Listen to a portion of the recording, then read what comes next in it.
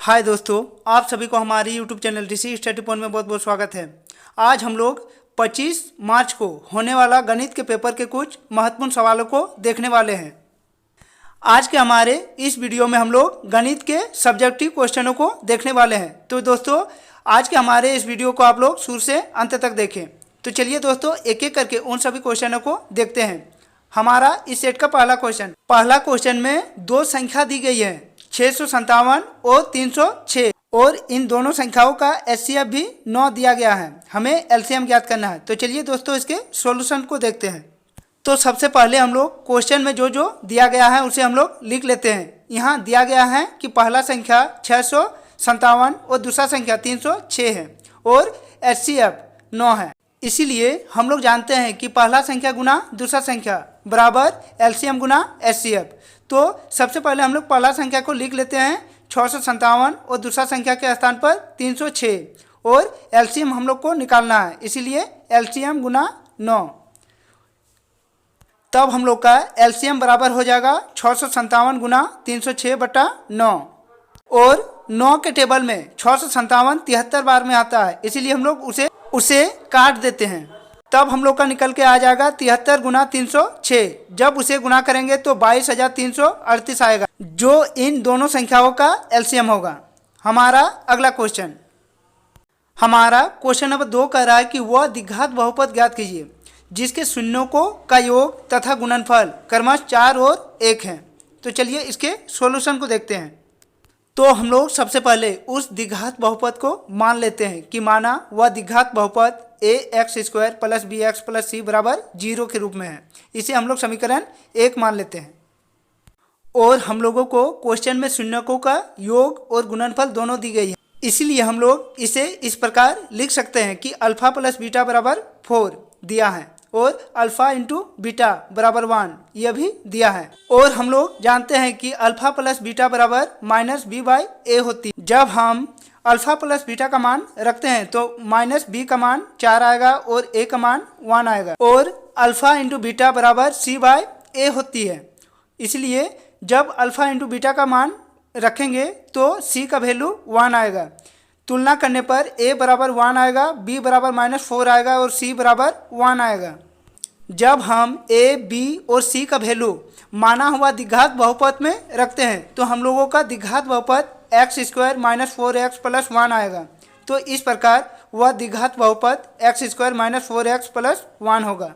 हमारा next question number 3 कह रहा है कि त्रिभुज ABC में यदि कोण B समकोण है तथा AB बराबर BC हो तो सिद्ध कीजिए कि AC² बराबर 2AB²। तो चलिए दोस्तों, इसके सॉल्यूशन को देखते हैं।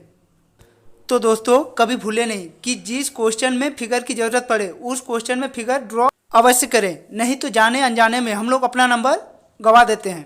तो इस क्वेश्चन में हम लोग एक समकोण त्रिभुज ABC ड्रॉ करेंगे और इस त्रिभुज का भुजा AB और BC बराबर है। तो हम लोगों का इस क्वेश्चन में दिया गया है कि त्रिभुज ABC में कोण B समकोण है तथा AB बराबर BC है।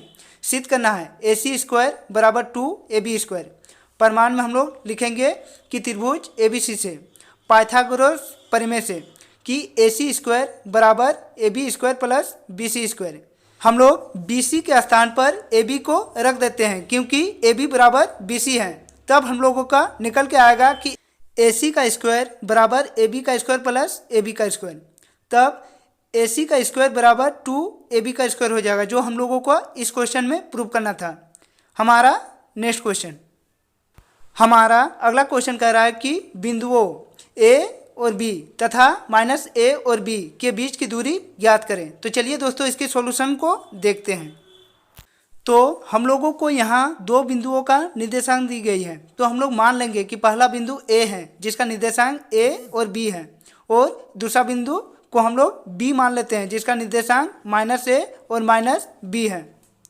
तब हम लोगों का यहाँ x1 का वैल्यू a और y1 का वैल्यू b आएगा, और x2 का वैल्यू -a और y2 का वैल्यू -b आएगा। जब हम लोग इसमें दूरी सूत्र को रखते हैं तो दूरी सूत्र होती है कि √x2 - x1 का स्क्वायर प्लस y2 - y1 का स्क्वायर। इसीलिए हम लोगों का ए भी बराबर हो जाएगा कि root under x2 minus x1 का square plus y2 minus y1 का स्क्वायर। जब हम लोग इसमें x1 और x2 और y1 और y2 का वैल्यू रखते हैं तब हम लोगों का हो जाएगा कि रूट अंडर माइनस ए का whole square plus minus B का होल स्क्वायर। तो माइनस माइनस प्लस होता है, इसीलिए जब हम लोग माइनस ए और माइनस बी को जोड़ेंगे तब हम लोगों का हो जाएगा कि रूट अंडर -2a का होल स्क्वायर प्लस -2b का होल स्क्वायर। जब हम लोग -2a का होल स्क्वायर का वर्ग करते हैं तो हम लोगों का आएगा कि रूट अंडर 4a का स्क्वायर प्लस 4b का स्क्वायर। यहाँ हम लोग 4 को कॉमन ले लेंगे कि 4 bracket a square plus b square.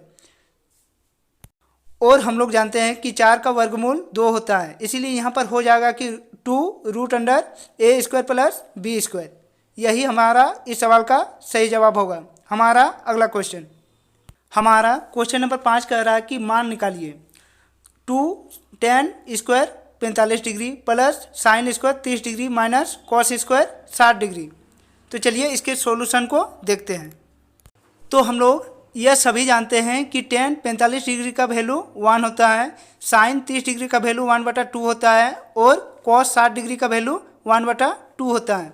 तो इसे हम लोग इस तरह लिखेंगे कि 2 × 1 का स्क्वायर प्लस 1/2 का स्क्वायर माइनस 1/2 का स्क्वायर।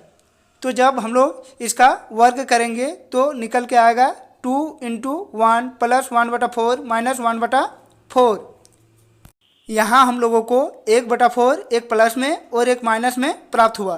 तो इन दोनों को जब हम लोग सॉल्यूशन करेंगे तो यहाँ हम लोगों को 0 प्राप्त हो जाएगी। तो हम लोग 2 को जब 1 से गुना करते हैं तो 2 प्राप्त होता है, जो इस क्वेश्चन का सही आंसर होगा। हमारा नेक्स्ट क्वेश्चन, हमारा अगला क्वेश्चन कह रहा है कि सिद्ध करें कि ब्राह बिंदु से वृत्त पर खींची गई स्पर्श रेखाओं की लंबाई बराबर होती है। तो चलिए इसके सॉल्यूशन को देखते हैं। इस क्वेश्चन में हम लोग इस प्रकार का एक फिगर ड्रॉ कर लेते हैं और हम लोग जानते हैं कि कोई ब्राह बिंदु से कोई वृत्त पर खींची गई स्पर्श रेखा, केंद्र से खींची गई रेखा हमेशा समकोण पर होती है, इसीलिए एंगल PAO 90 डिग्री हो जाएगा और एंगल PBO 90 डिग्री हो जाएगा। तो दोस्तों इस क्वेश्चन को हमें सिद्ध करना है, इसीलिए सबसे पहले हम लिखेंगे कि दिया है वृत्त O के एक ब्राह बिंदु P से वृत्त पर 2 स्पर्श रेखाएं PA तथा PB हैं। सिद्ध करना है PA बराबर PB। तो रचना में हम लोग लिखेंगे कि O से A तथा B को मिलाया गया और परिमाण में हम लोग त्रिभुज PAO तथा PBO को सबसे पहले सर्वागर्षम करेंगे। सर्वागर्षम करने से पहले एक बात का ध्यान दें कि यदि हम लोगों को समकोण त्रिभुजों को सर्वागर्षम करना है तो हम लोग सर्वागर्षम के RHS नियम का ही पालन करेंगे। तो हम लोगों का इन त्रिभुजों में भी एक एक कोण 90 डिग्री दी गई है, जो एंगल PAO बराबर PBO है। तो इसे हम लोग सबसे पहले लिख लेते हैं और इसके बाद RHS नियम कहती है कि एक एंगल 90 डिग्री होनी चाहिए, कर्ण उसका बराबर होना चाहिए और कोई एक भुजा बराबर होना चाहिए। और हम लोगों को इन त्रिभुज में भी कर्ण बराबर है, जो PO बराबर PO है उभयनिष्ठ, और एक भुजा भी बराबर है जो AO बराबर BO है। वह क्या है? तो वह वृत्त की त्रिज्याएं हैं। तो इस प्रकार RHS नियम से हम लोगों का त्रिभुज PAO सर्वागर्षम त्रिभुज PBO हो जाएगा। तो इसीलिए बाय सिंप्लिसिटी से PA बराबर PB लिख सकते हैं और यही हम लोगों को प्रूव करना था। हमारा नेक्स्ट क्वेश्चन, हमारा अगला क्वेश्चन नंबर 7 कह रहा है कि 20 बल्बों के एक समूह में 4 बल्ब खराब हैं।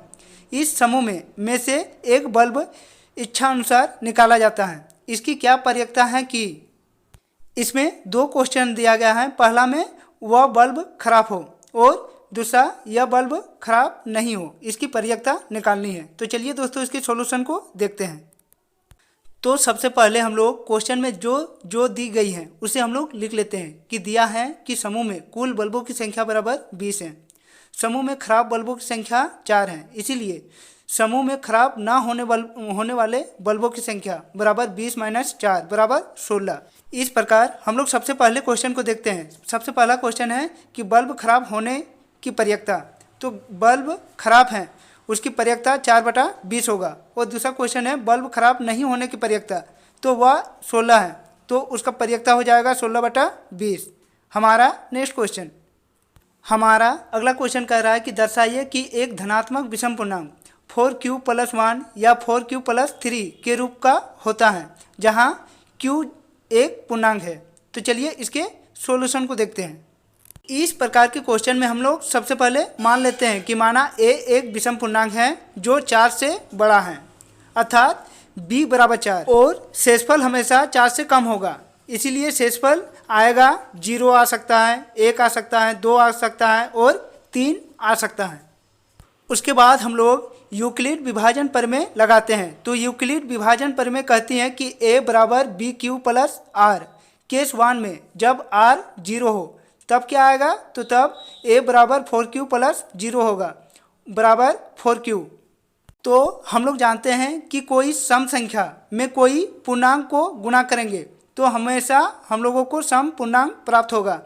4 यहाँ सम संख्या है, जो q एक पूर्णांक है, इसे हम लोग गुणा करेंगे तो हमेशा सम पूर्णांक आएगा। इसे हम लोग इक्वेशन 1 मान लेते हैं। केस 2 में जब r 1 हो उस टाइम a = 4q + 1 होगा। तो हम लोग जानते हैं कि एक सम संख्या में अगर 1 जोड़ा जाए तो हमेशा हम लोगों को विषम पूर्णांक प्राप्त होती हैं। ये 4q एक सम पूर्णांक है और इसमें 1 जोड़ा गया तो हमेशा विषम पूर्णांक प्राप्त होता है। इसे हम लोग समीकरण 2 मान लेते हैं। केस 3 में हम लोग r = 2 को रखते हैं। तो r = 2 रखने पर a = 4q + 2 आएगा। जब हम लोग कोई सम पूर्णांक में अगर 2 जोड़ते हैं तो हमेशा हम लोगों को सम पूर्णांक प्राप्त होता है। इसे हम लोग इक्वेशन 3 मान लेते हैं। केस 4 में जब r = 3 हो तो r = 3 जब हम लोग न्यूक्लिड विभाजन विधि में रखते हैं तो a = 4q + 3 होता है। और हम लोग जानते हैं कि कोई सम पूर्णांक में यदि 3 जोड़ा जाए तो हमेशा हम लोगों को विषम पूर्णांक प्राप्त होती हैं। और इक्वेशन हम 4 मान लेते हैं इसे। तो जब हम इक्वेशन 2 और 4 को देखेंगे तो हम लोगों को साफ हो जाएगा कि कोई भी विषम पूर्णांक 4q + 1 4q + 3 के रूप में ही होती है। तो यह हम लोगों का प्रूफ हो गया। हमारा नेक्स्ट क्वेश्चन, हमारा अगला क्वेश्चन, क्वेश्चन नंबर 9 कह रहा है कि समीकरण युग्म 2x - y = 2 और 4x - y = 4 को ग्राफीय विधि से हल करें। तो चलिए दोस्तों इसके सॉल्यूशन को देखते हैं। इस प्रकार हम इस क्वेश्चन को सॉल्यूशन कर सकते हैं कि दिया है, पहला समीकरण दिया है कि 2x - y = 2 और दूसरा समीकरण 4x - y = 4 दी गई है। जब समीकरण 1 को हम लोग सॉल्यूशन करेंगे तब हम लोगों का x = 2 + y/2 आएगा। उसके बाद हम लोग एक कॉलम बना लेंगे और ऊपर के समीकरण में y का वैल्यू रखकर हम लोग x का मान निकालते रहेंगे। और इसी प्रकार हम लोग समीकरण 2 को भी हल करेंगे और उस तरह का x और y का वैल्यू निकालेंगे। इस प्रकार हम एक ग्राफ बना लेंगे और इसे सॉल्व करेंगे। और जब हम इसे सॉल्व करेंगे तो हमारा x का वैल्यू 1 और y का वैल्यू 0 आएगा, जो इस सवाल का सही आंसर होगा। हमारा next question, question number 10। Question number 10 कह रहा है कि उस AP का 21वां पद ज्ञात कीजिए जिसका 11वां पद 38 है और 16वां पद 73 है। तो चलिए दोस्तों इसके सॉल्यूशन को देखते हैं। इस क्वेश्चन में हम लोगों को 11वां पद 38 दी गई है। तो इसे हम लोग इस प्रकार लिख सकते हैं कि a11 = 38। a11 का हम लोग इस प्रकार लिख सकते हैं कि a + 10d = 38। इसे हम लोग समीकरण 1 मान लेते हैं। और इसी क्वेश्चन में हम लोगों को 16वां पद 73 दी गई है। तो इसीलिए हम लोग इस प्रकार इसे लिख सकते हैं कि a16 = 73। a16 को हम लोग a + 15d लिख सकते हैं। तो लिखेंगे कि a + 15d = 73। इसे हम लोग समीकरण 2 मान लेते हैं। अब हम लोग समीकरण 2 से 1 को घटा देंगे। तो जब हम लोग समीकरण 2 से 1 को घटाएंगे तो हम लोगों का d = 7 आएगा। इसी प्रकार हम लोग समीकरण 1 में d का मान रख देंगे। तो जब हम लोग समीकरण 1 में d का मान रखेंगे। इस प्रकार हम लोग सॉल्यूशन करके a का वैल्यू भी निकाल लेंगे। यहाँ हम लोगों का a बराबर -32 आएगा और इस क्वेश्चन में हम लोगों को 31वां पद ज्ञात करना है, तो उसे हम लोग इस प्रकार लिख सकते हैं कि a 31 बराबर a प्लस 30d। जब हम लोग a और d का वैल्यू रखते हैं तो a 31 बराबर 178 आएगा, जो हम लोगों का इस एपी का 31वां पद होगा, जो सही आंसर है। तो दोस्तों, यदि आप लोगों को आज का हमारा वीडियो अच्छा लगा हो तो हमारे इस चैनल को सब्सक्राइब कर ले और बेल आइकन को दबा ले, और हाँ, अपने व्हाट्सएप ग्रुप में ज़्यादा से ज़्यादा शेयर करें। तो चलिए दोस्तों, और एक नए वीडियो के साथ फिर मिलते हैं, तब तक के लिए बाय।